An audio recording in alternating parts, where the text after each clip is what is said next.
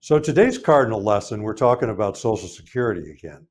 And this is the third part of a four-part series where we're using the example of Tom and Chelsey. And Tom is an MD, and he is Chelsey has been a stay-at-home mom for most of her lifetime, and so she doesn't have much of a Social Security record. And so we've had two other shows leading up to this. This is the third of the fourth.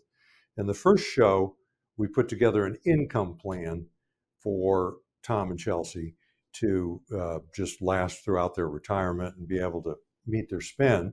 In the second show, we put together a Roth conversion strategy that we proposed. And I encourage you to go back and watch those first two.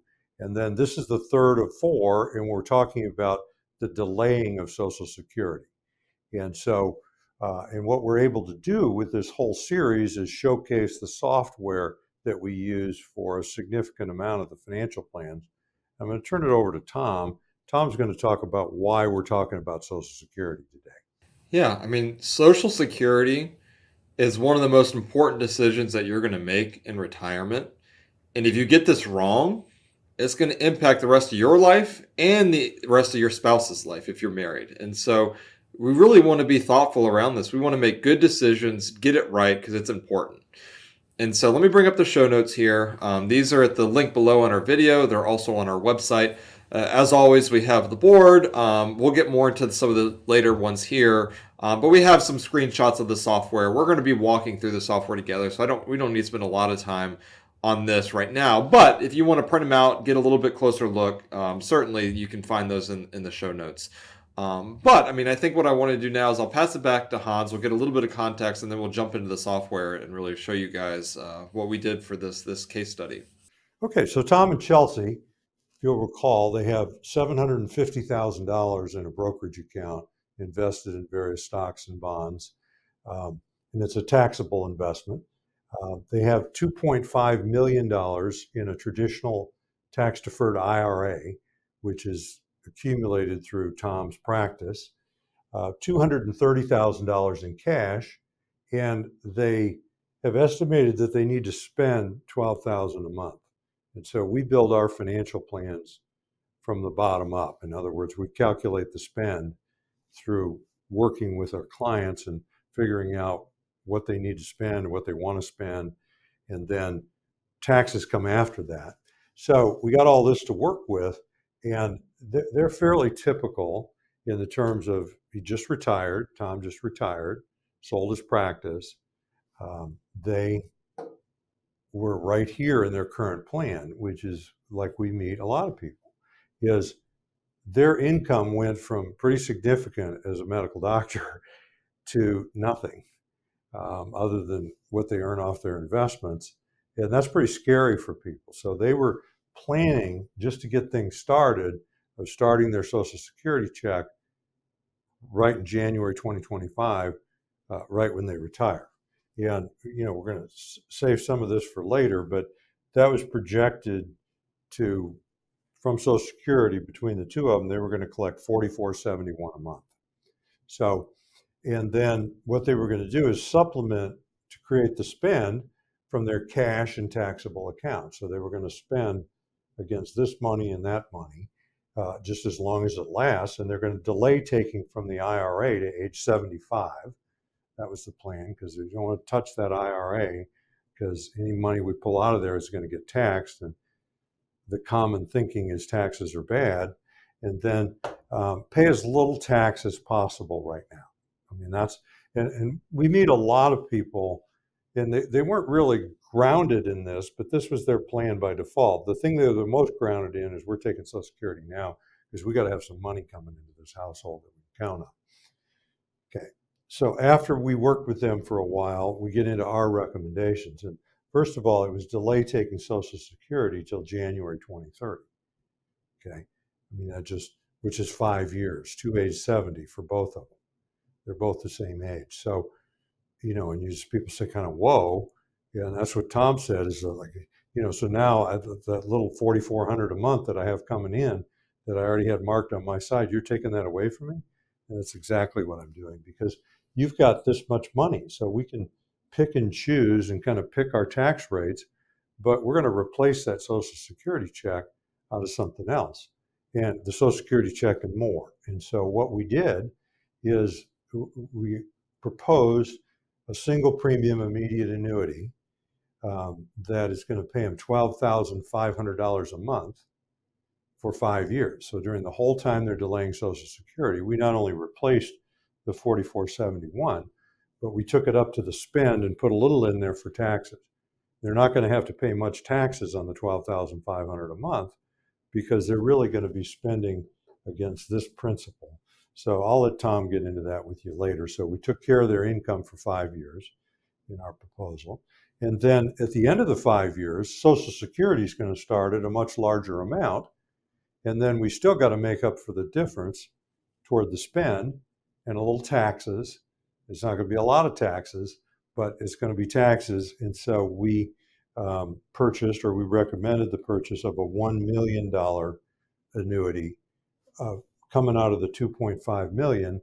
And that 1 million annuity is going to produce for them 112,100 a year, a little over 9,000 a month. Combined with this larger Social Security, it puts some inflation and some taxes into the plan, and we've only used part of our money to do that. So I want to turn it back to Tom, and Tom's going to get into the software and show you how all this stuff works. Yeah, and I would encourage you, if you haven't watched the previous videos, go back and watch those, because I'm going to go through this next part pretty quickly, like the initial screens on the software, because we did a little bit more of that on the previous videos. But let me bring it up here. Again, we have sort of the profile page. Again, all this is summarized on the board, kind of where their investments are. You know, they have the taxable accounts, the IRA, or the traditional IRA. We have the taxable brokerage account. This is money that's already been taxed. They have some cash. They have their property. The goals are they're retiring sort of January of next year, 2025, when this video is being released. Retirement expenses is what their goal is. We have the income. They don't really have any more income because they're retiring. And again, all they have is Social Security at the base plan. And you'll notice, and I want to point this out because again, the video is on Social Security. Their current plan is to take it, and this is what this here is, filing age of 65. So that is currently what the plan is when we met them. And then for Chelsey, same thing. Take it at 65. You'll notice her benefit is 0. She was a stay-at-home mom, does not have enough working history to qualify for her own check. So the software automatically calculates the spousal benefit that she will receive based off of Tom's working history. And then also we'll factor in the survivor benefits if one of them die, if Tom dies before she does. So we'll go through, you know, they're both 64, they're turning 65 in January. So that's sort of their profile, if you will, sort of what they have when they met us. We're going to spend a little time on this retirement tab. And again, this is some of the software we use. And you'll notice that one of the changes we've made, and again, the current plan is what they is when they first met us. Proposed plan is with the changes we're recommending. Social Security is a big one, right? Delaying Social Security until 70 is really the optimal strategy here.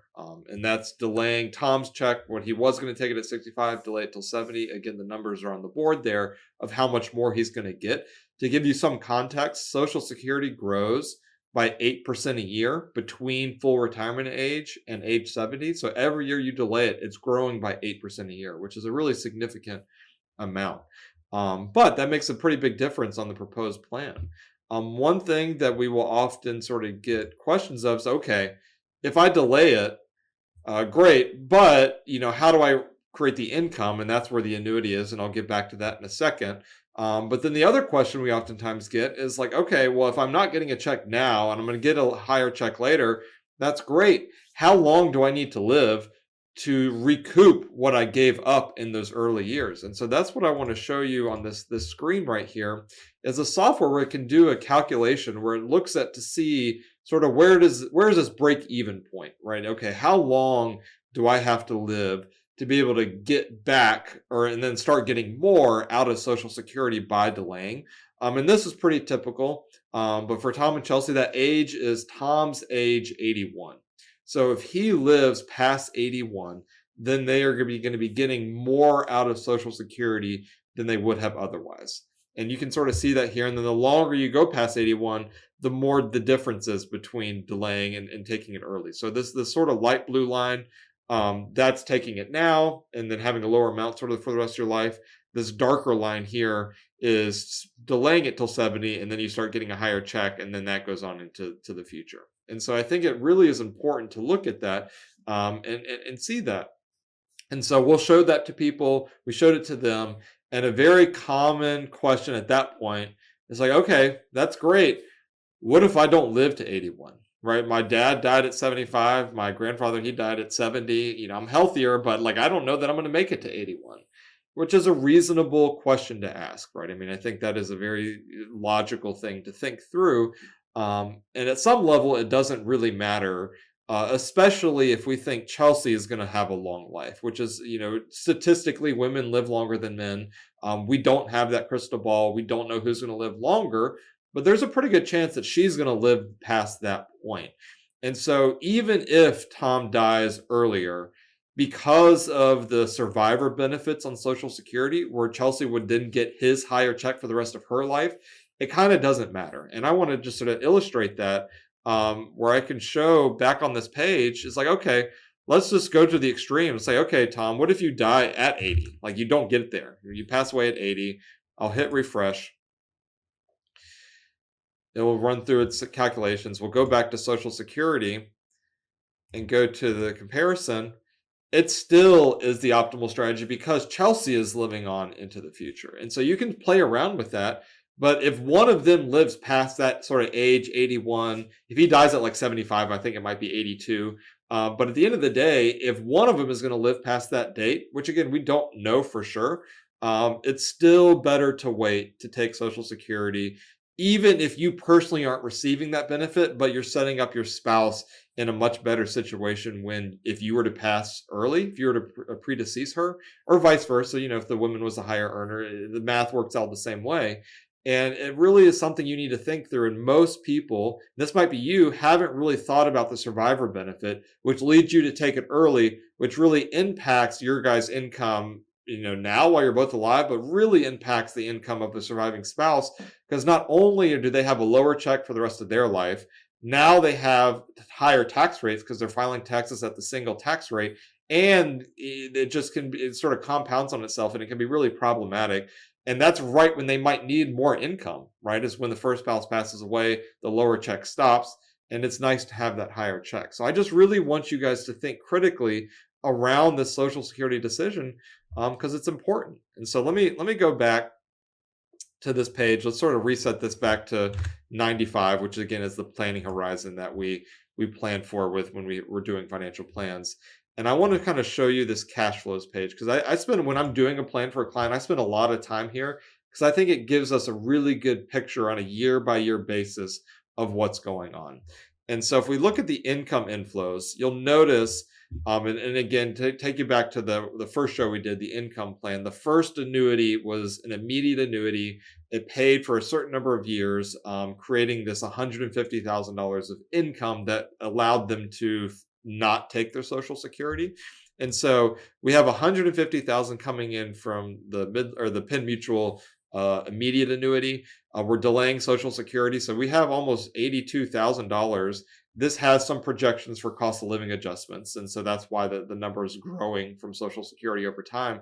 But they get to 70, they have $82,000 coming in from Social Security, which is a really significant amount of money that they get to live off of.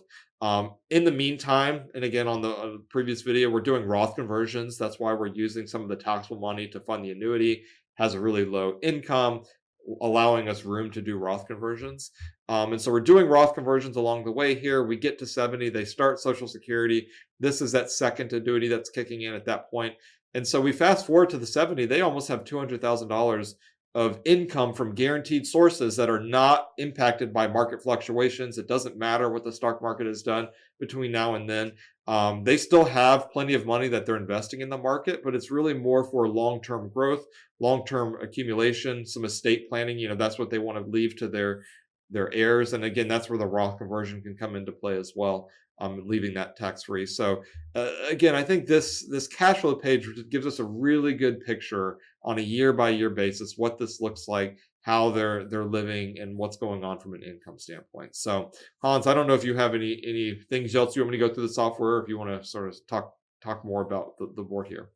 Well, just day after day, week after week, you and I, and then some of our other associates here, Drew and Jamie, are talking to real clients that are on the other side of Zoom. And those numbers that you put up there in the software are their numbers. And then the proposed plan is a little different than this, but it's the proposed plan for them. And I'm just struck by how these folks are just, they're leaning forward, they're asking us to go back. And when they're looking at their money and their life in front of them, and what really sits out is we put together an income plan that you can't outlive. I mean, that's what Social Security does, is that once this thing starts at 70, it is going to continue until, for an inflated amount of that amount, for the rest of their life, the rest of both of their lives. And then when the first one dies, it's even more important that they waited, because the smaller check, Chelsea's check, is going to stop, and either one of them that survives is going to live off of Tom's check. And then that's where we've brought in the monthly annuity payments. They're guaranteed to last as long as their life. So they're just kind of taking income off the table. They're getting a check, or they're really getting 2 checks each month, or 3 checks. And they can freely spend that money, because there's going to be a check next month for the same amount, next month and next month, as long as they're alive. So it just, when all this stuff comes together, in a plan, people go for this. Now, what I want to just point out is this whole video has been about Social Security, but the reason we talk about the 7 worries and we have the 7 check boxes is we don't have too many people that call us up and ask for a recommendation on just Social Security, because we can't make that. If Tom and Chelsey didn't have a lot of money, they'd be forced to take this $4,400 a month, or they had little money, or they, and it was just, so this is a luxury that we can create an income plan. And Social Security is a key part of the lifetime income plan. That's why we want to delay it and pick up an extra $3,000 a month for the rest of their lives, starting at 70. You go through, and in the next video, we're going to talk about long-term care, 401k IRA. This is another problem that people have, is this $2.5 million in pre-tax money at 64 and 10 months, and with a plan to not touch it till 75. What's that going to grow to by 75, and what kind of tax problem are they going to face in the future? So we got to selectively pull money out of that thing, and we got to do Roth conversions, and we got to make all this work from a tax perspective. And generally, that money is better distributed in bits over a lifetime. And nor did we talk too much about estate planning. You mentioned it, but what are they going to do with the rest of their money after we've met their spending plan? Well, they're going to probably end up saving it, growing it, and then it's going to pass on to the next generation. So it really, with just about all the people that call us, we're looking at all 7 of these things and applying them toward their situation. Now, I'd like to bring Tom back on. I'm Hans Scheil. And I'm Tom Griffith. And we thank you very much for listening. Thank you.